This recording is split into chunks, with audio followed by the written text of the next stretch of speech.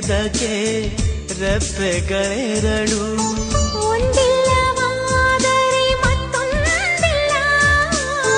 ದೂರಾದರಂತೂ ಕಾಣೋದಿಲ್ಲ ಒಂದೇ ಪ್ರಾಣದ ಜೋಡಿ ದೇಹದ ಬಾಳಲಿ ನೋಡುವ ಹಂಸವೇ ಹಂಸವೇ ಹಾಡುವ ಸೃಷ್ಟಿಯ ಸಂಭ್ರಮ ನೋಡುವ ಸರ ಅಲ್ಲಿ